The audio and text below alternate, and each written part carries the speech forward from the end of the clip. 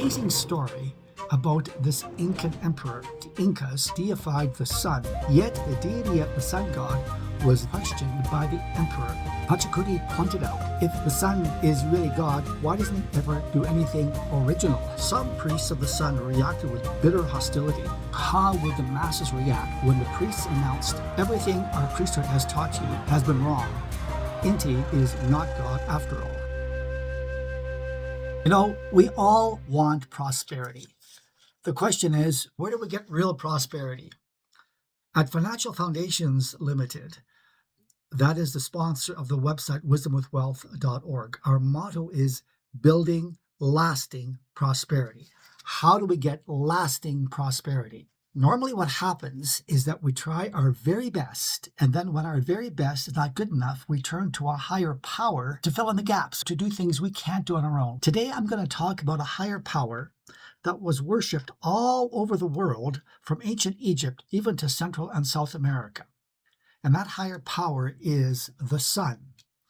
I want to make a bridge between what's happening in today's financial world with what happened in ancient Peru under the Inca Empire. We're going to learn about a transition from sun worship to sun worship. And first we have to learn about the greatest Incan emperor of all time. That is Pachacuti and his startling discovery about worshiping the sun. And I'm going to read from this book, Eternity in Their Hearts by Don Richardson, an amazing story about this Incan emperor. Pachacuti ruled as king in South America's incredible Incan civilization from AD 1438 to 1471. Pachacuti brought the Inca Empire to its finest flowering. When he rebuilt Cusco, the Inca capital, he worked on a grand scale indeed, replete with palaces, forts, and a refurnished temple to the sun god. He constructed a long line of fortresses protecting the eastern frontiers of his empire from invasion by tribes of the Amazon basin. One such fortress was Machu Picchu. It became for a long time the last refuge of the Incan upper class in its flight from Spain's brutal conquistadores. In fact, the conquistadores never found Machu Picchu. Pachacuti, the emperor, built it on a soaring mountain ridge, rendering it invisible from lower elevations. For several centuries, knowledge of Machu Picchu's existence was lost to the outside world. Finally, in 1948, the Peru government built a highway which made it possible for tourists to access Machu Picchu. Since then, millions of tourists have come to this amazing place. Almost everyone who knows anything about the Incas knows that they deified the sun. They called the sun god Inti, I-N-T-I. Yet in 1575 in Cusco, a Spanish priest named Cristobal de Molina collected a number of Incan hymns and religious songs, certain traditions that proved that the deity of Inti, the sun god, was not always left unquestioned by the Incas themselves. The traditions discovered that Pachacuti, the emperor, who was so committed to sun worship that he rebuilt Inti's temple at Cusco, later began to question his god's credentials. Historian Philip Ainsworth Means, he commented on Pachacuti's discontent with Inti. He wrote, quote, Pachacuti pointed out that the luminary always follows a set path, performs definite tasks, and keeps certain hours, as does a common laborer, end quote. In other words, if Inti, the sun, is really God, why doesn't he ever do anything original? He noted that the solar radiance can be dimmed by a passing cloud. In other words, if Inti were truly God, no mere creative thing could dim its light. Suddenly, Pachacuti tumbled to the realization that he had been worshipping a mere thing as creator rather than the creator. Bravely, he advanced to the inevitable next question. If Inti, the sun, is not true God, then who is the true God? The answer came from within the old traditions of the Incan Empire, lying dormant within his own culture.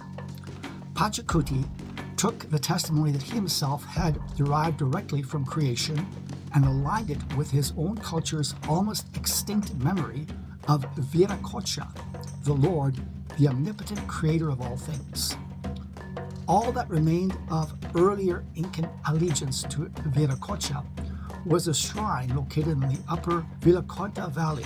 Pachacuti recalled also that his own father, Hatum Tupac, once claimed to receive counsel in a dream from Viracocha.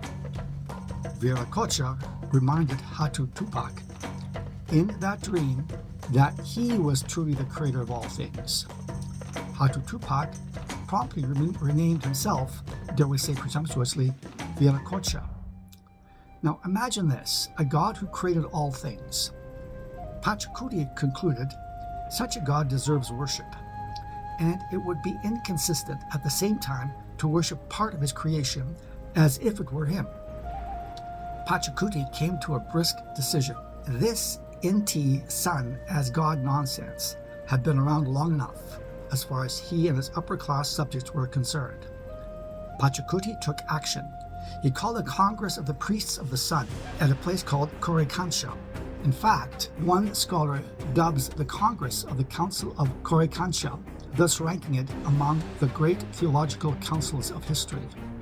In that council, Emperor Pachacuti presented his doubts about Inti, the sun, being God in 3 sentences. Number 1, Inti cannot be universal if, while giving light to some, he withholds it from others. Number 2, he cannot be perfect if he never remains at ease or resting. Number 3, nor can he be all-powerful when the smallest cloud may cover him. Pachacuti then commanded that Inti, from that time forward, be respected only as a kinsman, a fellow created entity, no longer sun god. Prayer was to be directed to Viracocha with deepest awe and humility.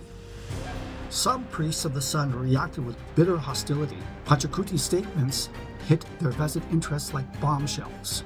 Others found Pachacuti's logic irresistible and agreed to give allegiance to Viracocha.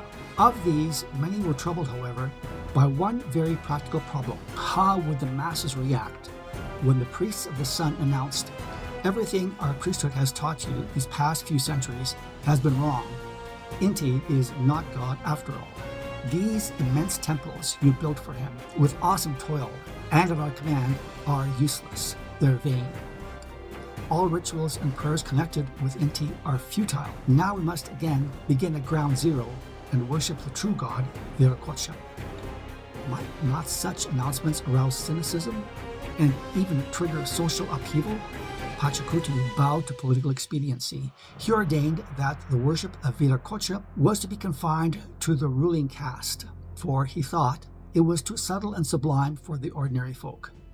To be fair, Pachacuti may have hoped that the worship of Viracocha, given time to permeate like leaven, might eventually work its way down to the lower classes. Time, however, was something his budding Reformation did not have much of. Pachacuti little dreamed how fateful his decision to favor the upper class was. Upper classes, historically, are a notoriously short-lived social phenomenon. It is the common people who endure. So it proved with the Inca upper class. Within a century of Pachacuti's death, merciless Spanish conquistadores obliterated both the royal family and the upper class. It was a terrible ending to the Inca Empire. Now, of course, in North America, no one worships the sun. We know it's just a huge ball of super hydrogen. It is certainly not an intelligent higher power, but it doesn't mean we don't have modern-day idols. The problem is, we do have modern-day idols, and there is a cultic worship of a different inanimate object, the almighty dollar. Perhaps, though, it's not so almighty after all. The global power of the US dollar has been shrinking steadily for the past 2 decades. It may be dethroned by the almighty Bitcoin or crypto coin, but it really makes little difference whether we worship the sun in the sky or any kind of fiat currency, be it paper, plastic, or cryptocurrency. They are all mindless, lifeless creations. Not the sun, not the dollar, not Bitcoin, nor any cryptocurrency, nor any new type of currency or special drawing rights or mixture of a few currencies have almighty power to bless us. We want to connect to the true and living and active Creator. In the ancient Inca language, his name was Viracocha. His name in Hebrew is Yahweh, spelled YHWH. He is the true sky god, the supreme creator, who knows all things and rules in real time. How do we connect to him and hopefully have true prosperity? After all, what good is a God if he does not have the power or interest in blessing us? What good is a higher power if the higher power never comes to help us? So, how can we pray to this God and get his ear? Find out by going to the website wisdomwithwealth.org. Look up the keyword prayer, then go to the question, can you ask God for anything? Proverbs 15:8. The sacrifice of the wicked is an abomination to the Lord, but the prayer of the upright is his delight. Get that? The prayer of the upright is his delight. Find out how you can make your prayers more delightful to God. It greatly increases the probability of your prayers being answered if they're a delight to God. Don't waste any more time seeking prosperity from a mindless, unresponsive object like the almighty dollar, the almighty Bitcoin, or the sun. Shift from sun, S-U-N worship to S-O-N worship. I think you will know the name of the S-O-N of God. And from seeking help from a created thing to seeking help from the creator of all things. That way we'll get real help.